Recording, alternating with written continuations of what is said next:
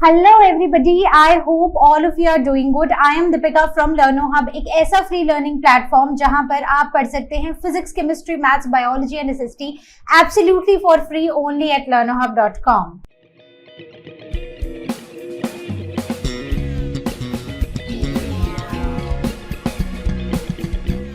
तो आज हम शुरू करने जा रहे हैं आईसीएसई क्लास 9 सिविक्स का नेक्स्ट चैप्टर। और चैप्टर कौन सा है? Directive principles of state policy. तो क्या होते हैं ये, क्या क्या होते हैं ये सब कुछ हम इस चैप्टर में पढ़ेंगे। So without wasting any time let's get started. तो आज जो हम चैप्टर पढ़ रहे हैं ना, directive principles of state policy, ये एक बहुत ही इंपॉर्टेंट चैप्टर है।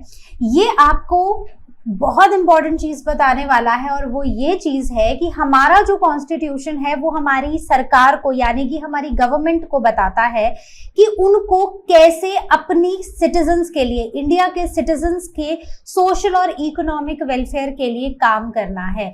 तो बेसिकली कॉन्स्टिट्यूशन हमारी सरकार को हमारे वेलफेयर के लिए काम करने के लिए बताता है। तो ये होते हैं directive principles of state policy. अब ये जो डायरेक्टिव प्रिंसिपल्स हैं, इनको आप डायरेक्टली कोर्ट में जाकर तो एनफोर्स नहीं कर सकते, लेकिन हाँ, इन सभी का एक वेलफेयर रोल रहता है हमारी लाइफ में। अब ये क्या होते हैं, ये इनका फंडामेंटल राइट्स से क्या कनेक्शन है, और रियल लाइफ में कहाँ पर हम इनके बारे में सुनते हैं और कैसे ये अप्लाई होते हैं रियल लाइफ में, उनके बारे में एग्जाम्पल्स के साथ डिस्कस करेंगे। तो चलिए शुरू करते हैं अपने चैप्टर के साथ। तो अगर हम directive principles of state policy की बात करें तो इन शॉर्ट हम इसको DPSP लिखते हैं। तो अगर हम इनको देखें तो ये हमारे कॉन्स्टिट्यूशन में पार्ट 4 में लिखे गए हैं, and they are mentioned in articles 36 to 51। तो टोटल 16 आर्टिकल्स हैं। और इंटरेस्टिंग बात ये है कि ये आयरलैंड के कॉन्स्टिट्यूशन से लिए गए हैं। ये वो प्रिंसिपल्स हैं जो कॉन्स्टिट्यूशन स्टेट को बताता है या फिर गवर्नमेंट को बताता है कि कैसे हम अपनी कंट्री को एक वेलफेयर स्टेट बनाना चाहिए और कैसे हम उसको एक वेलफेयर स्टेट बनाएं। तो what is the meaning of this directive principles of state policy? तो मीनिंग हम समझ चुके हैं। हमारा जो कॉन्स्टिट्यूशन है वो हमारी सरकार को ये बताता है कि जब भी लॉज या पॉलिसीज बनाई जाए तो उस टाइम पर लोगों के वेलफेयर के लिए क्या क्या ध्यान में रखा जाना चाहिए। तो basically directive principles of state policy का जो मेन फोकस है वो है सिर्फ वेलफेयर ऑफ द पीपल। ठीक है। अब जैसे हमारे फंडामेंटल राइट्स हैं, तो फंडामेंटल राइट्स हमें हमारे अधिकार दिलाते हैं, वैसे ही जो डायरेक्टिव प्रिंसिपल्स हैं वो हमें हमारा सोशल और इकोनॉमिक जस्टिस दिलाने में हेल्प करते हैं। So this is what is the meaning of the DPSP, that is directive principles of state policy. So principles that guide the government in law making and execution, it aim to ensure the welfare of the people and they complement the fundamental rights in promoting the wellbeing. ठीक है, ठीक है। अब यहाँ पर ना we have 5 heads जिनके under हम डायरेक्टिव प्रिंसिपल्स पढ़ते हैं। सो I will tell you the 5 heads, और एक एक को फिर हम लेंगे और उनको हम इन डिटेल डिस्कस करेंगे। Starting with the first one is the economic policy, second is the Gandhian principles or the principles pertaining to social, educational and cultural uplift, principles for protection of environment and monuments, and directive principles pertaining to law, justice and administration, principles for international peace and security। तो ये हैं हमारे वो 5 heads। So we are going to start with the first head which is the economic policy। तो economic policy को ना basically हमने 10 principal में बांट रखा है, और इन्हीं 10 प्रिंसिपल को एक एक करके डिस्कस करेंगे। The first principle under economic policy is adequate means of livelihood for all. तो यहाँ पर ना इक्वालिटी की बात हो रही है, मेन और विमेन की इक्वालिटी की बात हो रही है। चाहे महिला है चाहे पुरुष है, सबके पास जीवन में बेसिक नीड्स पूरी होनी चाहिए और एक प्रॉपर लाइवलीहुड सबको मिलना चाहिए, इररिस्पेक्टिव ऑफ देयर सेक्स, चाहे मेल्स हो चाहे फीमेल्स हो।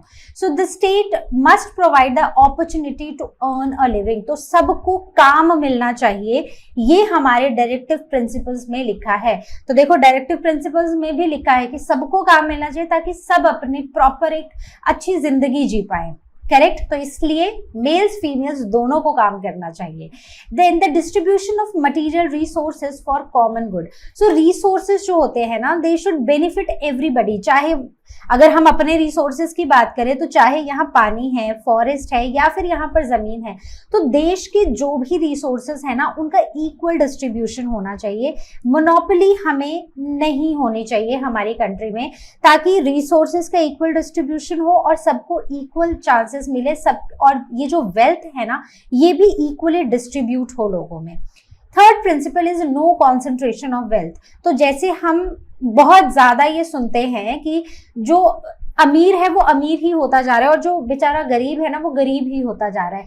तो ये जो कॉन्सेंट्रेशन ऑफ वेल्थ है कुछ लोगों के हाथ में ना, ये नहीं होना चाहिए। यहाँ पर एक बैलेंस्ड इकोनॉमिक सिस्टम हमें अपनी कंट्री में बनाना है, यही हमारे डायरेक्टिव प्रिंसिपल्स गवर्नमेंट को बताते हैं। Than equal pay for equal work. अब मान लो एक काम है, पत्थर उठाने का काम है, दिन भर करना है, तो इसमें चाहे मेन है चाहे विमेन है सबको इक्वल सैलरी मिलनी चाहिए। ऐसा नहीं है कि अगर पुरुष हैं जो पूरा दिन पत्थर ढोने का काम कर रहे हैं तो उनको दिन के 500 मिले और अगर विमेन है तो उसको सिर्फ 300 ही मिलेंगे। No, it should be equal pay for equal work. अगर बराबर काम हो रहा है तो बराबर पैसे भी मिलने चाहिए। And remove the gender based wage discrimination. ठीक है, तो मतलब जेंडर के हिसाब से सैलरी कम और ज्यादा अगर हो रही है इक्वल काम के लिए तो वो एक डिस्क्रिमिनेशन है और वो नहीं होना चाहिए। Then coming on to the fifth principle of economic policy, it is no abuse and exploitation of workers. तो जब वर्कर्स से काम कराया जा रहा है तो उनको सेफ और फेयर वर्किंग कंडीशंस मिलनी चाहिए। ठीक है, कोई एक्सप्लॉयटेशन नहीं होनी चाहिए बेस्ड ऑन एज या फिर किसी की स्ट्रेंथ के बेसिस पर भी किसी तरह का कोई एक्सप्लॉयटेशन नहीं होना चाहिए। So this is what is the next principle. Then the sixth one is welfare of children and youth. तो बच्चे जो है ना और जो यूथ है हमारी कंट्री का, उनको एक हेल्दी एनवायरनमेंट मिलना चाहिए ताकि वो अच्छे से ग्रो करें, उनको एजुकेशन मिले, उनको प्रोटेक्शन मिले, उनको एक हेल्दी एनवायरनमेंट मिले ताकि और किसी तरह का कोई एक्सप्लॉयटेशन ना हो। क्योंकि अगर हमारे बच्चे और हमारा यूथ अच्छे रहेंगे, अच्छे एनवायरनमेंट में, प्रोटेक्टेड एनवायरनमेंट में और अच्छी एजुकेशन में अगर वो बड़े होंगे, so that will make a huge difference to our country. ये हमारी कंट्री को अच्छी तरह ग्रो कराएगा। Then coming on to the seventh one, right to work, education and public assistance in certain cases. तो कुछ cases में there should be a support of unemployment, disability या sickness। मतलब अगर कोई बीमार है, कोई अनएम्प्लॉयड है या फिर कोई डिसेबल है तो उसकी ना सरकार को उसकी मदद करनी चाहिए। This is also what is written in our directive principles.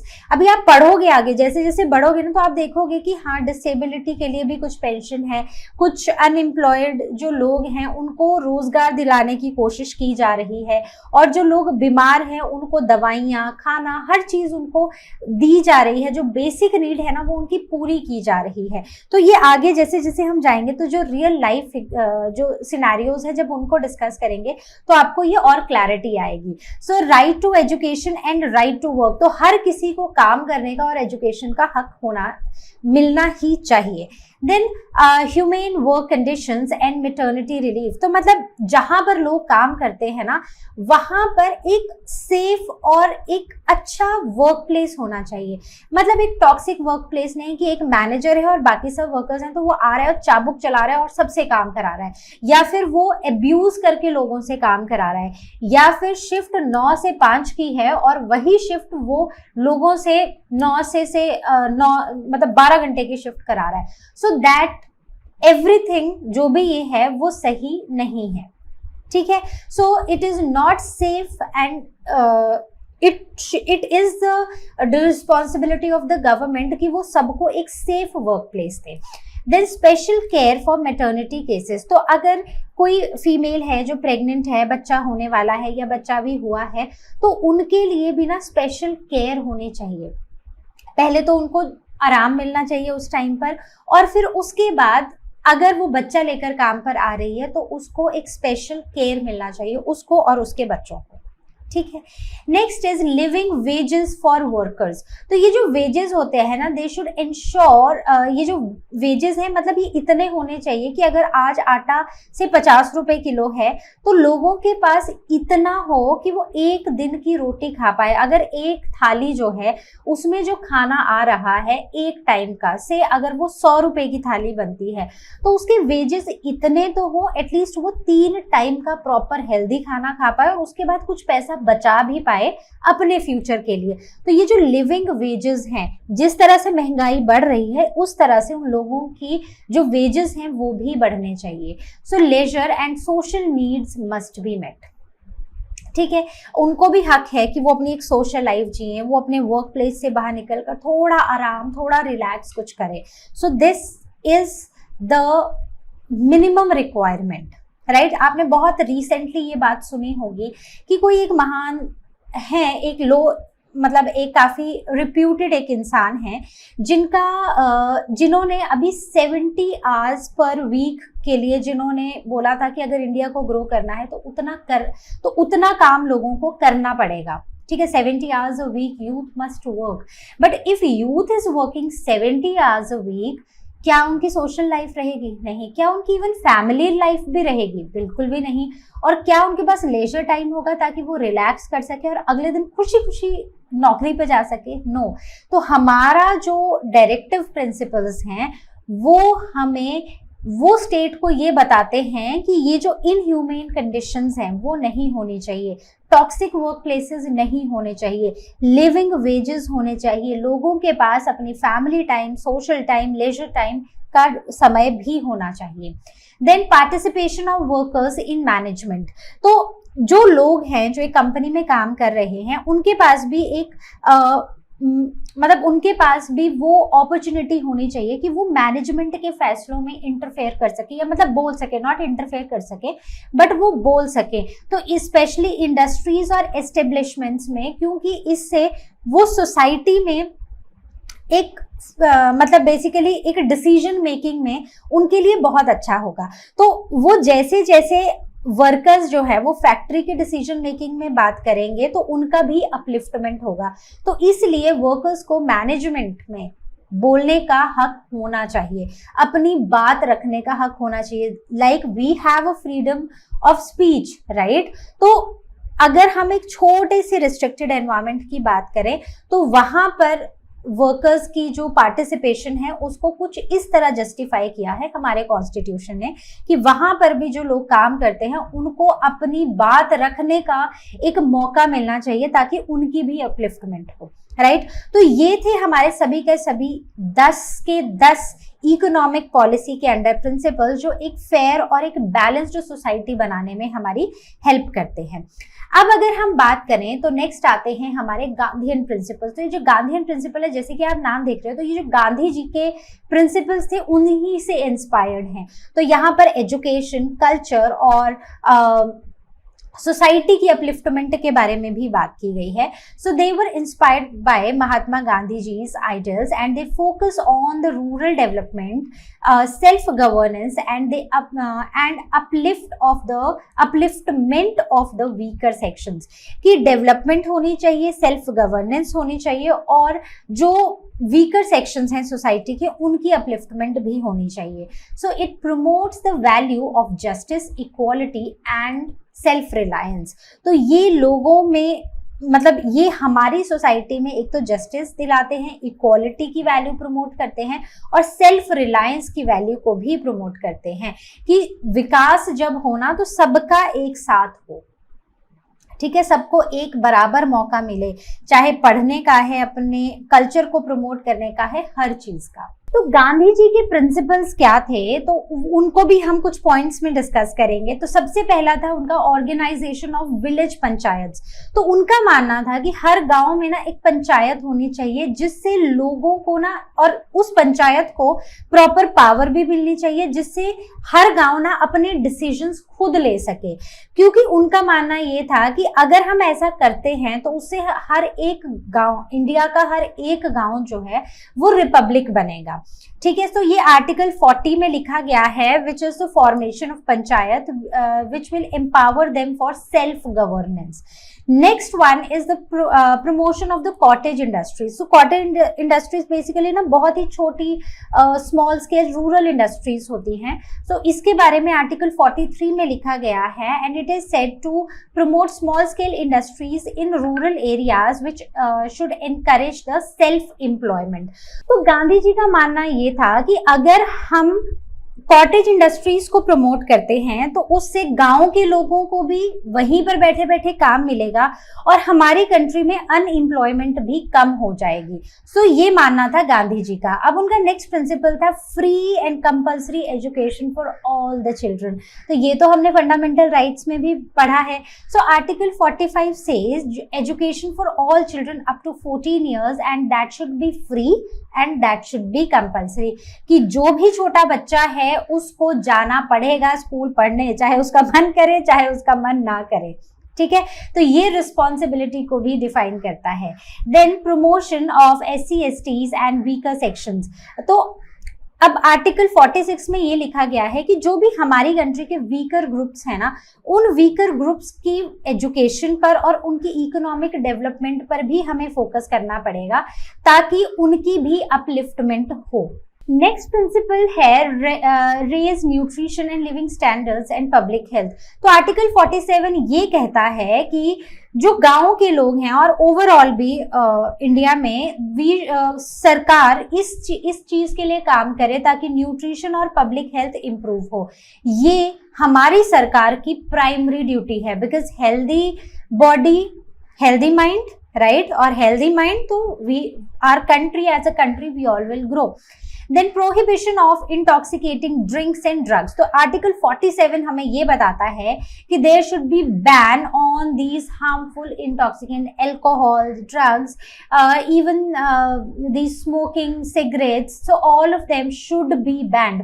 Although ये पूरी तरह हमारी कंट्री में बैन नहीं है, लेकिन there are certain state like Gujarat है, तो वहां पर, Gujarat is a dry state, so वहां पर आपको एल्कोहल नहीं मिलेगी, right? So as a citizen of India I should feel this should be banned for everybody, ताकि हमारी जो यूथ है ना वो इन सब में पढ़ने के बजाय they should work for their upliftment, for their betterment। ठीक है, तो it will improve the social and the moral health of our society। Next one is the organisation of agriculture and animal husbandry. तो article 48 में लिखा गया है to modernise agriculture and improve the breeds of animals. तो गांधी जी का ये मानना था कि अगर हम अपने एग्रीकल्चर को इम्प्रूव करें, उसमें साइंस बेस्ड टेक्निक्स लेकर आए, ऐसी क्रॉप्स लेकर आए जो ड्रॉट रेजिस्टेंट हो, जो पेस्ट रेजिस्टेंट हो, और जहां पर एनिमल्स जो हो वो उनकी ब्रीड्स ऐसी हों जो बहुत अच्छी हो, इम्प्रूव्ड ब्रीड्स वाले। तो इससे हमारा जो पूरा सिस्टम है, जो पूरा कंट्री है एक तरह से, वो भी डेवलप करेगा। तो बेसिकली गांधी जी का मानना सिंपली ये था कि अगर हम आत्मनिर्भर बनेंगे, अगर हमारी कंट्री जो है वो आत्मनिर्भर बनेगी, तो उससे हमारी कंट्री की ज्यादा ग्रोथ होगी। तो हमें क्या करना है, हर छोटी छोटी इंडस्ट्रीज को प्रमोट करना है, लोगों के हाथ में वेल्थ को इक्वली डिस्ट्रीब्यूट करना है, लोगों को, सभी सेक्शंस ऑफ सोसाइटी को इक्वल चांस देना है, एंड बच्चों को पढ़ाना है ताकि वो आगे जाकर हमारे देश के भविष्य को में उजाला लाए। ठीक है, उसको, देश के भविष्य को अच्छा बनाए। The next one is the protection of environment and monuments। तो इसका जो मेन फोकस है वो है in preserving our nature and our heritage। तो जो हमारा नेचर है, हमारी हेरिटेज है, उसको हम प्रोटेक्ट करें ताकि हमारी फ्यूचर जनरेशंस के लिए भी ये सारी जो हमारी धरोहर है ना, ये प्रिजर्व्ड रहे।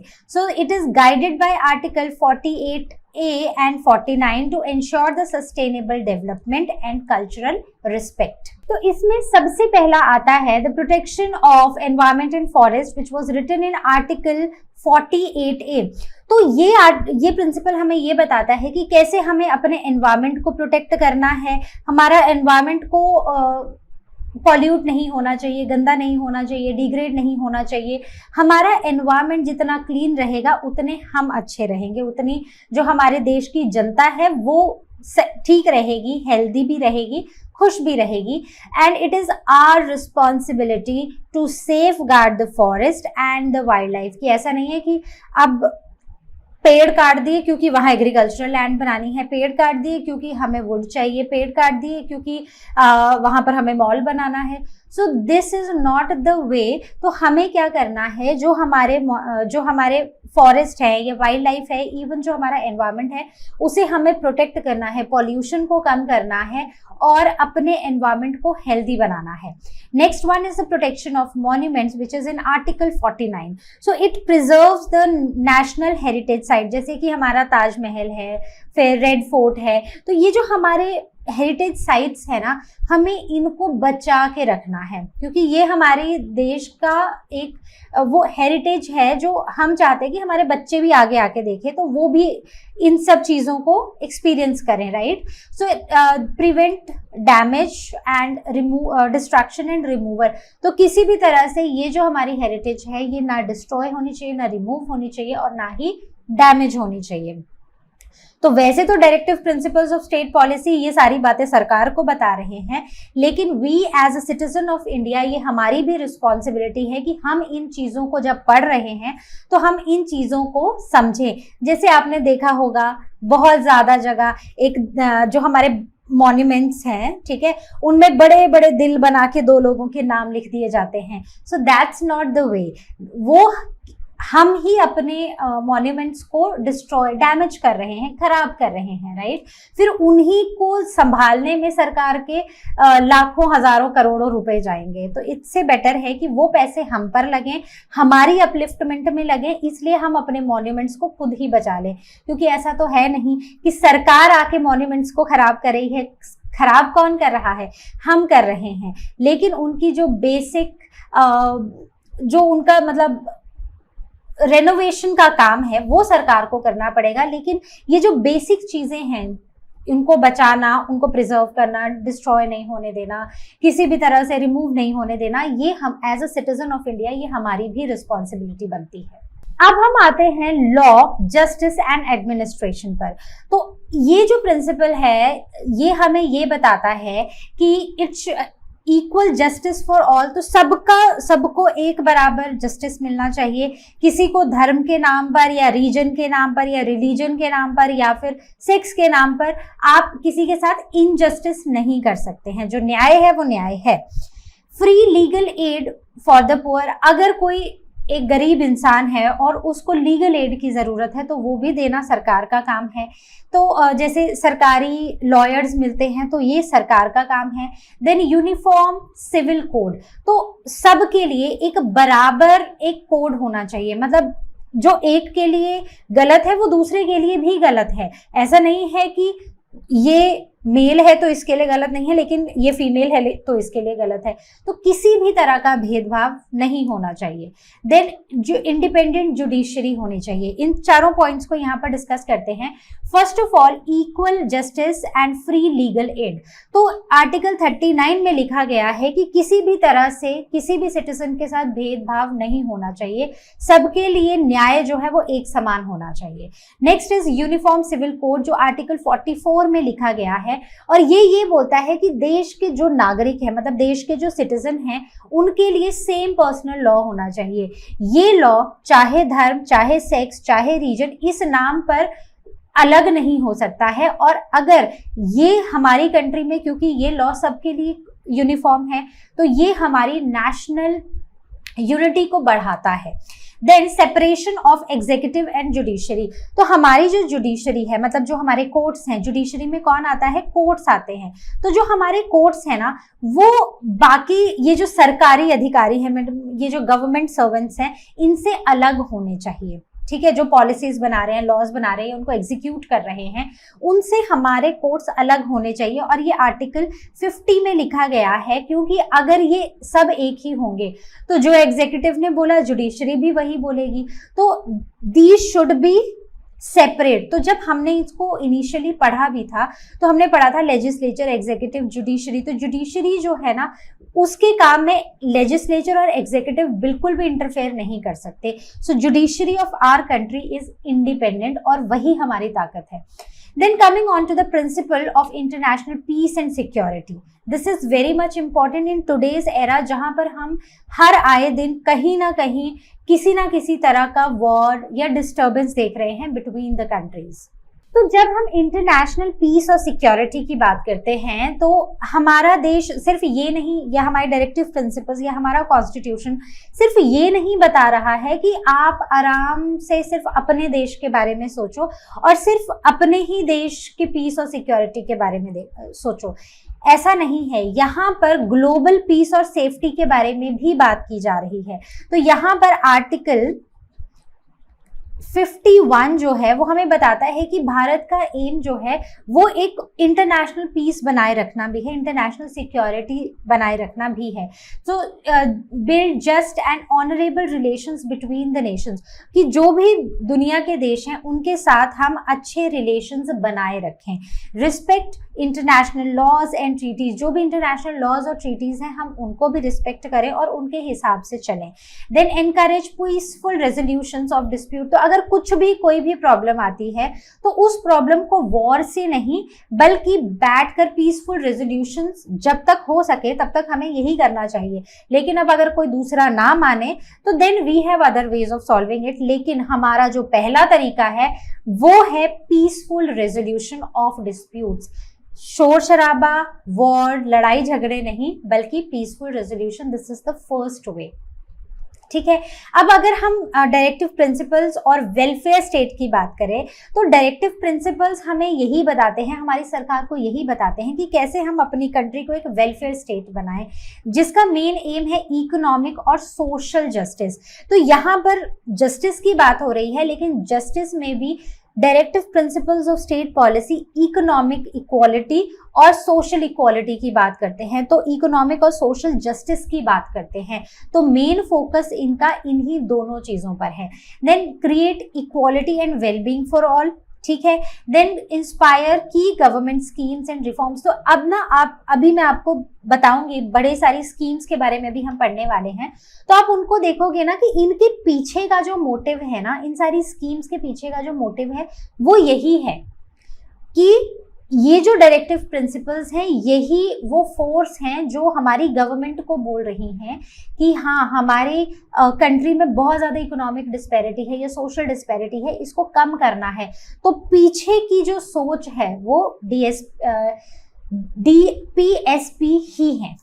ठीक है, चलो आगे बात करते हैं। Now coming on to the directive principles and welfare state, तो इसमें सबसे पहले बहुत सारे आते हैं जिसमें सबसे पहले हम उन 3 के बारे में बात करेंगे जो लैंड रिफॉर्म्स और रूरल वेलफेयर की बात करते हैं। तो पहले इन तीन प्रिंसिपल्स की बात करेंगे। तो हमारी जो गवर्नमेंट है वो बहुत सारे लैंड रिफॉर्म्स भी लेकर आई है फॉर रूरल वेलफेयर। तो पहले कुछ ऐसी चीजें थी जैसे जमींदार होते थे और उनके अंडर बाकी लोग काम करते थे रूरल एरियाज में। तो सरकार ने सबसे पहले ये जो जमींदार सिस्टम था ना, इसको खत्म किया। और इसको खत्म करने से क्या हुआ कि लोगों के पास अपनी अपनी जमीन बची, और अब लोग रूरल एरियाज में क्या करते थे कि अपनी जमीन में जो भी चीजें थे, मतलब जो भी क्रॉप्स थे वो उगाते थे और वो सेल्फ सफिशिएंट थे, मतलब अपना गुजारा वो खुद चला लेते थे। लेकिन जब जमींदार सिस्टम था तो वो किसी के अंडर काम करते थे और उन्हें प्रॉपर वेजेस भी नहीं मिलते थे। तो यहीं से सरकार ने लैंड सीलिंग एक्ट और एबोल्यूशन ऑफ जमींदारी सिस्टम जो था वो किया था, मतलब जमींदारी सिस्टम को अबॉलिश किया था। 2013 में गवर्नमेंट ने एक एक्ट पास किया और ये था right to fair compensation and transparency in land acquisition act 2013। तो ये एक्ट जो था ये बेसिकली ब्रिटिश के टाइम पर एक एक्ट बना था विच वाज इन 1894। तो ये उस एक्ट को, मतलब 120 साल बाद इस एक्ट को हटाकर ये नया एक्ट लाया गया, जहां पर अगर हम किसी तरह की डेवलपमेंट के लिए सरकार, जैसे आप देख रहे हो आजकल हाईवेज बन रहे हैं बहुत सारे या कुछ प्रोजेक्ट्स बन रहे हैं, तो अगर आप देखोगे तो वहां पर लोगों की जमीन है और उस जमीन पर ये प्रोजेक्ट्स हाईवेज बन रहे हैं। तो अगर हम गवर्नमेंट किसी भी इंसान से उसकी जमीन ले रही है फॉर डेवलपमेंट या फॉर एनी पर्पस, तो उस केस में ये जो वो जो इंसान है उसको फेयर कॉम्पनसेशन मिलनी चाहिए। ये पूरा प्रोसेस ट्रांसपेरेंट होना चाहिए, फेयर होना चाहिए और लोगों को कॉम्पनसेशन एकदम सही मिलना चाहिए। मतलब लोगों को कम पैसे में उनसे जमीन नहीं लेनी है। तो ये सब हुआ था 2013 में, जहां पर नए कानून ने नई मतलब जमीन लेने का एक नया प्रोसेस शुरू किया जो लोगों के लिए भी फेयर हो। उसके बाद आता है nationalisation of banks and insurance.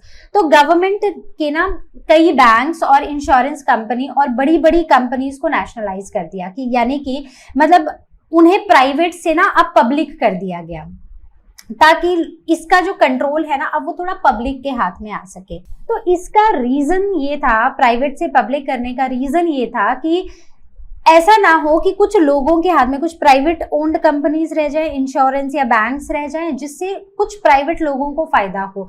तो इनको नेशनलाइज किया गया, इनको पब्लिक किया गया, ताकि इसका फायदा हर एक इंसान उठा सके। मतलब जो भी सिटीजन्स हैं हमारी कंट्री के, सब इसका फायदा उठा सके। तो इसलिए इनको नेशनलाइज कर दिया गया, ताकि कॉन्सेंट्रेशन ऑफ वेल्थ जो है ना एक हाथ में वो ना रहे, अब ये डिस्ट्रीब्यूशन ऑफ वेल्थ हो। तो डायरेक्टिव प्रिंसिपल्स जो हैं ये हम सब के कॉमन गुड के लिए बनाए गए थे। उसके बाद आते हैं हम labour welfare and employment schemes. तो वैसे ही जैसे लैंड रिफॉर्म्स थे, जहां पर जमींदारी सिस्टम अबॉलिश हुआ, जहां पर नए एक्ट्स लाए गए, जमीन ले रहे हैं तो उसके उचित दाम लोगों को मिलने चाहिए, कॉम्पनसेशन मिलना चाहिए। एंड इवन इसमें एक पॉइंट मैंने जो मिस कर दिया है वो ये है कि जब लोगों का, अगर उस बीच में लोगों का घर आता है और अगर वो घर वहां से उठाना पड़ रहा है, तो लोगों को सही जगह पर जमीन देके उनको वहां पर सेटल किया जाए, ये भी सरकार की जिम्मेदारी है। Then the labour welfare and employment schemes में सबसे पहले आता है 1948 का मिनिमम वेज एक्ट। तो सबसे पहले मिनिमम वेज एक्ट 1948, तो इसके बारे में हमने पहले भी पढ़ा था कि हर वर्कर को एक मिनिमम वेज जो है वो उसका सेट होना चाहिए कि इतने पैसे उसे मिलेंगे ही मिलेंगे। क्यों? ताकि वो एक अच्छी एक लिविंग वेज उसको मिले। मतलब जिस तरह से महंगाई बढ़ रही है, जिस तरह से कंडीशंस बढ़ रही हैं, एक रहने के लिए अच्छी जगह, खाने के लिए अच्छा खाना और पहनने के लिए अच्छे कपड़े, उतना एक लिविंग वेज हर इंसान को मिलना चाहिए जो काम कर रहा है। एंड दूसरी चीज, equal pay for equal work, चाहे वो मेल है या फीमेल है, जो पैसे डिसाइडेड हैं उतने पैसे दोनों को मिलने चाहिए। ठीक है। देन इसमें IRDP, RLEGP और जवाहर रोजगार योजना जो 1989 में आई थी, ये भी यहाँ पर ये भी इसी directive principle of state policy का रिजल्ट है। तो अगर मैं IRDP की फुल फॉर्म बताऊं, so it is integrated rural development programme. ठीक है। और फिर RLEGP, ठीक है। तो ये है rural landless employment guarantee programme. ठीक है। तो ये फुल फॉर्म्स आपको पता होनी चाहिए। So these are the full forms. तो ये भी लाई गई ताकि लोगों का, जो रूरल एरियाज में रह रहे लोग हैं, उनका फायदा हो सके, उनकी डेवलपमेंट हो सके और उनका विकास हो सके। तो ये जितनी भी पॉलिसीज है ना, all of them they are basically the result of directive principles of state policy, वो कॉन्स्टिट्यूशन का पार्ट जो टाइम टू टाइम हमारे गवर्नमेंट को ये बताता रहता है कि क्या करना है और कैसे करना है। So next is प्रधानमंत्री फसल बीमा योजना विच इज PMFBY। ठीक है। तो अब ये आई थी 2016 में, फरवरी 2016 में ये लॉन्च हुई थी। And this was the insurance for the crop loss. अगर किसी भी वजह से किसी भी फार्मर की फसल खराब हो जाती है, तो उस केस में चाहे बिना टाइम के, मतलब टाइम से पहले या टाइम के बाद बारिश, या फिर जमीन चली गई, लैंडस्लाइड हो गया, या फिर ओले पड़ गए, बहुत ज्यादा बारिश पड़ गई, तो किसी भी वजह से अगर ये मान लेते हैं कि किसी की फसल खराब हो गई है, तो उस केस में गवर्नमेंट जो है उन फार्मर्स को मुआवजा देती है। ठीक है। So this was this scheme, it is premium sharing bye centre and state. तो सेंटर और स्टेट मिलकर इस पूरी योजना को चलाते हैं, ठीक है। आगे बढ़ते हैं। Now Jan Dhan Yojana which is for the financial upliftment. तो ये अगस्त 15 2014 में आई थी and it was zero balance accounts for many people with 30,000 की लाइफ इंश्योरेंस। तो इसका एम था कि to bring poor into the banking system. तो पहले क्या था कि सबके पास बैंक अकाउंट्स नहीं होते थे, तो ये जो स्कीम थी इसकी वजह से लोगों के बैंक अकाउंट्स खुले, ठीक है, उनको 30,000 का इंश्योरेंस मिला, इवन उनको 1 लाख तक का एक्सीडेंटल इंश्योरेंस भी मिला, ठीक है। तो एक्सीडेंटल इंश्योरेंस और ₹1 का डेबिट कार्ड भी उनको मिला, ठीक है। इसके साथ क्या मिला? एक डेबिट कार्ड, ठीक है। तो ये जो स्कीम है ना, ये लोगों की फाइनेंशियल अपलिफ्टमेंट के लिए बनाई गई है। अब मैं इसका एक आपको ना बेनिफिट बताती हूँ। अब पहले क्या होता था कि सबके पास अकाउंट्स नहीं थे, और अगर हम यहाँ पर 2014 में देखें, सिर्फ 2014 में तो अराउंड 20 करोड़ अकाउंट खुले थे सिर्फ और सिर्फ इस साल में, वो भी आधे से भी ज्यादा साल निकल जाने के बाद, जब ये योजना आई थी, जब ये स्कीम लॉन्च हुई थी। तो स्कीम अगस्त में लॉन्च हुई थी, अगस्त मतलब 8th मंथ में। 8th मंथ के बाद हमारे पास सिर्फ 4 मंथ्स बचे थे, तो सिर्फ उन 4 मंथ्स में 20 करोड़ नए अकाउंट्स खुले। और इस अकाउंट खुलने से यहाँ जहाँ पर लोगों को 30,000 की लाइफ इंश्योरेंस मिल रही है, 1 लाख की एक्सीडेंटल इंश्योरेंस मिली है, एक डेबिट कार्ड भी मिला था।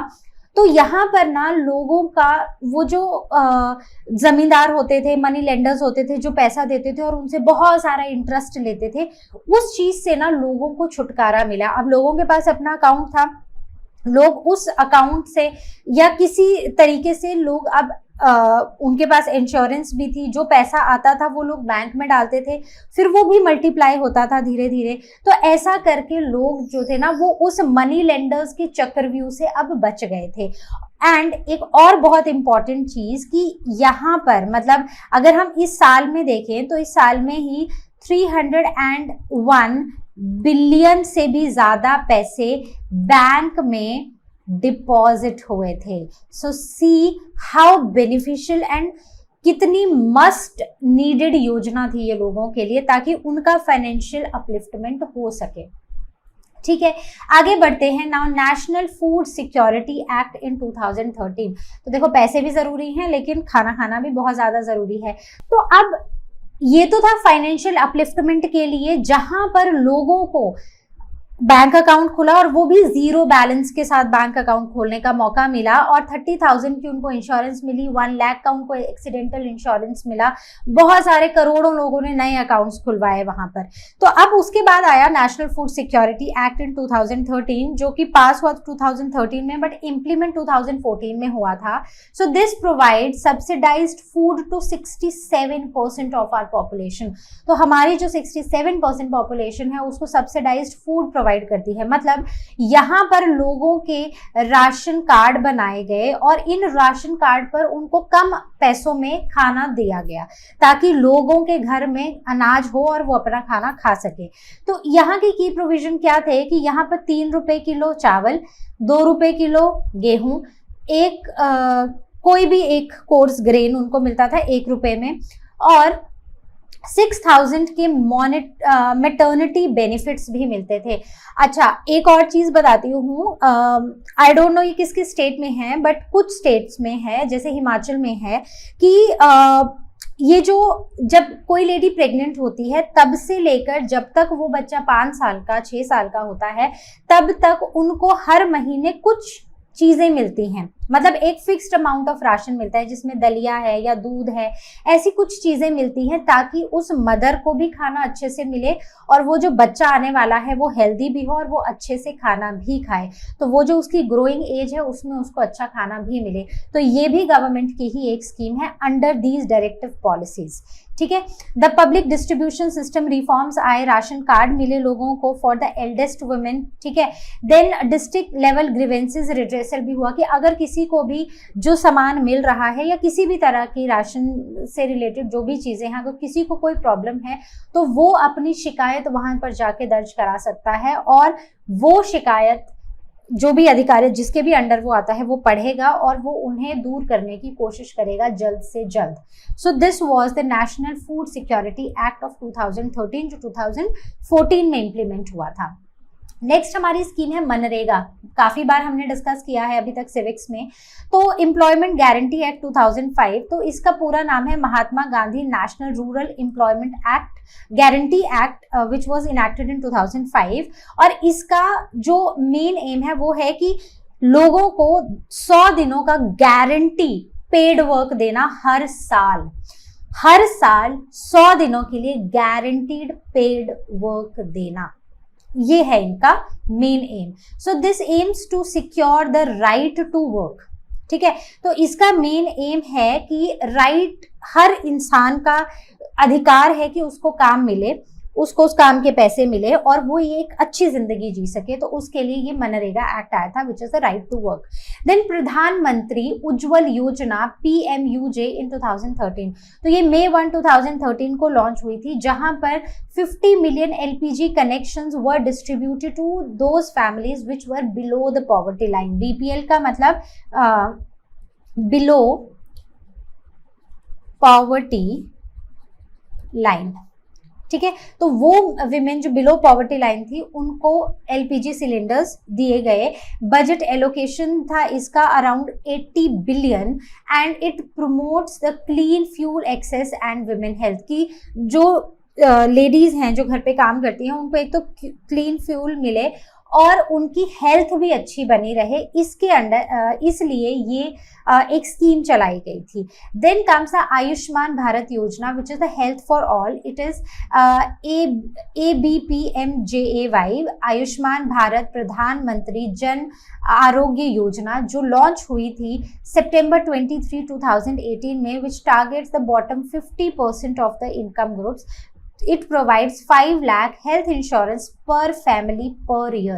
तो हर फैमिली को हर साल 5 लाख की हेल्थ इंश्योरेंस यहाँ पर लोगों को मिलती है। So it covers both public and private hospitals. तो ऐसे नहीं कि सिर्फ पब्लिक हॉस्पिटल्स में जाके, बट प्राइवेट हॉस्पिटल में भी वो इस इंश्योरेंस को क्लेम कर सकते हैं। देन प्रधानमंत्री Gramin Awas Yojana which is PMGAY। Earlier इसका नाम था इंदिरा आवास योजना। आवास मतलब हम घर की बात कर रहे हैं। ठीक है, सो वेलफेयर स्कीम जो थी वो रूरल हाउसिंग के लिए थी, providing the dignified homes to the poor. तो जो पुअर लोग हैं उनको एक डिग्निफाइड होम, पहले क्या होता था कि जैसे गांव हमने देखा ही है, आप सबने वो टॉयलेट मूवी देखी होगी। ठीक है, क्या नाम है उन एक्टर का, मुझे याद ही नहीं आ रहा है, अक्षय कुमार। ठीक है, तो हर घर जो घर होते थे ना उन, तो लेडीज क्या करती थी, लेडी अर्ली मॉर्निंग उठ के कहीं खेतों में दूर जाके फ्रेश होकर आती थी। लेकिन उस मूवी में भी हमें बताया है कि तब भी लोगों के पास ना वो एक्सेस नहीं था, एक क्लीन वॉशरूम मतलब घर के पास नहीं होते थे। तो ये भी हमारी सरकार ने ही किया था कि वॉशरूम्स होंगे, प्रॉपर उनका ड्रेनेज सिस्टम भी होना चाहिए, ये भी इसी के अंडर आता है। So it provides dignified homes to the poor. Urban version launched under housing for all by 2022। तो 2022 तक अर्बन वर्जन वाज लॉन्च्ड। ठीक है, which is housing for all. Okay, तो ये सारी ही स्कीम्स जो हैं ये डायरेक्टिव प्रिंसिपल्स के अंडर ही आती हैं for right to adequate means of living. Then comes to the welfare state scheme, जो भी हमने पढ़ी हैं उनको मैंने यहाँ पर समराइज किया है। तो अगर आपको जब एग्जाम के टाइम पर जब आपको एकदम क्विकली आपको रिवाइज करना हो तो आप यहीं से करना। सो मनरेगा 2005 में आई थी, जिसका एम था to right to work and economic welfare. Right, प्रधानमंत्री फसल बीमा योजना जो 2016 में आई थी, जिसका काम था फार्मर्स को सपोर्ट करना, एग्रीकल्चर और रिस्क की प्रोटेक्शन करना। देन जनधन योजना 2014 में आई थी, जिसमें फाइनेंशियल इंक्लूजन और इक्वल अपॉर्चुनिटीज फॉर ऑल के लिए थी। Then national food security act 2013, जिसमें nutrition, living standards and right to food for all, जिसमें काफी कम पैसों पर लोगों को खाना दिया गया, राशन कार्ड्स बनाए गए और उनका उनका रिड्रेसल सिस्टम भी बनाया गया। देन उज्ज्वल योजना 2016, तो ये एक विमेन वेलफेयर प्रोग्राम था जिसमें विमेन का वेलफेयर, हेल्थ और एक क्लीन फ्यूल उनको दिया गया, उनकी सेहत को ध्यान में रखते हुए, तो उनको एलपीजी गैस सिलेंडर्स दिए गए। देन आयुष्मान भारत 2018 में, which is right to health, public health infrastructure में इवन उनको जो 5 लाख की पर ईयर जो उनको इंश्योरेंस दिया गया, वो सिर्फ पब्लिक सेक्टर में नहीं बल्कि प्राइवेट हॉस्पिटल्स में भी एप्लीकेबल था। देन प्रधानमंत्री Gramin Awas Yojana, housing for rural poor, social justice and dignified living. ठीक है, अब सोशल जस्टिस क्या है? अब सोशल जस्टिस की ना real application, it is basically a real application of the directive principles. तो ये क्या बताता है? ये बताता है free and compulsory education for all. तो ये एक्ट हमें बोलता है कि 6 से 14 साल तक के बच्चों के लिए कंपल्सरी एजुकेशन है। ठीक है, दूसरा अनटचेबिलिटी अबॉलिश, तो अगर कोई अनटचेबिलिटी प्रैक्टिस करता है तो ही और she is punishable by the law. Then reservation for SC/STs in education and jobs. Then ban on cow slaughter in many states, क्योंकि हमारे लिए गाय हमारी माता है, हम गाय माता को पूजते हैं। देन प्रोहिबिशन ऑफ लीकर, जैसे बिहार में, इवन ये गुजरात में भी। ठीक है, promotion of cottage industries through national boards, तो जो रूरल एरियाज में छोटी छोटी इंडस्ट्रीज हैं उनको प्रमोट करना, ताकि रूरल एरियाज के लोग जो हैं वो अपने लिए पैसा कमा सकें और अपनी एक अच्छी लाइफ जी सकें। राइट, तो इसमें हैंडीक्राफ्ट्स भी आते हैं, बहुत छोटे छोटे, आप देखोगे इवन अमेजोन पे भी अब वो छोटी छोटी चीज़ें जो हैं वो प्रमोट होती हैं, जो कॉटेज इंडस्ट्रीज हैं उनकी चीज़ें भी प्रमोट होती हैं, लोग बेचते हैं अमेजोन पे। Then significance of these directive principles, अब हमने इतने सारे पढ़ लिए तो इनका सिग्निफिकेंस क्या है? So they guide government in law making and policies. ठीक है, जब बजट बनता है तो कौन सा पैसा कहाँ लगना है, ये गाइड डायरेक्टिव प्रिंसिपल्स करते हैं। Then benchmark to assess government's performance. ठीक है, तो गवर्नमेंट की परफॉर्मेंस क्या रही है उसको असेस करने का भी एक बेंचमार्क है। Then educate citizen about what to expect from the elected leader. अब आपने directive principles of state policy पढ़ लिए हैं, अभी आप अगले 4 साल में वोट देने लायक हो जाओगे। ठीक है, फिर तो आपको क्या पता होगा? आपको ये पता होगा कि अच्छा ये डायरेक्टिव प्रिंसिपल्स होते हैं, ये मेरे राइट्स हैं, ये मेरी ड्यूटीज हैं। तो जब आपको ये सब पता होगा तो आपको ये भी पता होगा कि what should I expect from the person जिसको मैं अपना वोट देने वाला हूँ। ठीक है, then it help court safeguards citizens right. ठीक है, then though they are not enforceable but they carry a strong public opinion support. Though हम इनको कोर्ट में जाके इन्फोर्स नहीं करा सकते, लेकिन ये हमारे वेलफेयर के लिए बहुत इंपॉर्टेंट काम करते हैं। So now like we were talking in the beginning कि जो डायरेक्टिव प्रिंसिपल्स हैं और जो फंडामेंटल राइट्स हैं उनके बीच में भी कुछ कनेक्शन है। क्या है? थोड़ा सा है।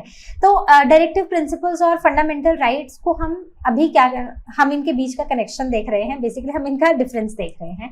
So it is in the part 4 of the constitution, और वहीं पर फंडामेंटल राइट्स पार्ट 3 में लिखे गए हैं। Then they are not justiciable and enforceable in court, लेकिन फंडामेंटल राइट जो है, अगर आपका फंडामेंटल राइट वायलेट होता है सो दे आर जस्टिसेबल और आप हाई कोर्ट या सुप्रीम कोर्ट में जाके अपना हक मांग सकते हो। Then it is meant for government to create welfare policies, तो गवर्नमेंट के हाथ में है एंड गवर्नमेंट को आपके लिए वेलफेयर पॉलिसीज बनानी पड़ेंगी। So privilege citizens already enjoy these fundamental rights right. So directions to, मतलब basically it is a privilege for all the citizens, और सब लोग फंडामेंटल राइट्स तो एंजॉय करते ही हैं। Then directions to the state to fulfil the goals and these are restrictions on state's power. तो एक तरह से डायरेक्टिव प्रिंसिपल जहां पर हमारी गवर्नमेंट को बता रही है कि उनको क्या करना है, वहीं पर फंडामेंटल राइट्स उनकी पावर को रिस्ट्रिक्ट कर रहे हैं कि देखो जो लॉ या पॉलिसी बनाओ वो ऐसे बनाओ कि हमारे जो सिटीजन्स है कंट्री के, उनके फंडामेंटल राइट्स वायलेट नहीं होने चाहिए। Then aim to establish a welfare state and aim to establish a political democracy. तो जो डायरेक्टिव प्रिंसिपल्स हैं वो टोटली हमारे वेलफेयर से रिलेटेड हैं। हमारी कंट्री को एक वेलफेयर स्टेट बनाना है। वहीं पर जो फंडामेंटल राइट्स हैं वो हमें एक पॉलिटिकल डेमोक्रेसी दे रहे हैं हमारी कंट्री में। Then the broader scope it includes international peace and security. वहीं पर अगर हम यहाँ पर देखें तो it is limited to the individual rights. तो डायरेक्टिव प्रिंसिपल सिर्फ हमें हमारी कंट्री में शांति की बातें नहीं करते हैं, बट इंटरनेशनल पीस और सिक्योरिटी की भी बात करते हैं। वहीं पर फंडामेंटल राइट्स सिर्फ हमारे इंडिविजुअल राइट्स तक ही सीमित है। It requires separate laws for implementation, whereas these are clearly written and directed and directly enforceable. तो फंडामेंटल राइट्स लिखे हुए हैं, बिल्कुल क्लियर हैं और वो डायरेक्टली एनफोर्सेबल हैं। वहीं पर जो हमारे डायरेक्टिव प्रिंसिपल्स हैं उनके लिए ना अलग लॉज पॉलिसीज बनानी पड़ती हैं गवर्नमेंट को। So this was all from our today's session. I hope you understood the complete chapter. बहुत ही सिंपल है, आपको सिर्फ इसको पहले वीडियो में पढ़ना है मेरे साथ, फिर बुक से पढ़ना है, फिर वापस वीडियो से पढ़ना है, and that's it. Question solve करने हैं, बस आपका काम हो गया। So I'll see you next time with the next video. Till then you all take care, and as you all know, learn how मतलब फ्री है पर बेस्ट है।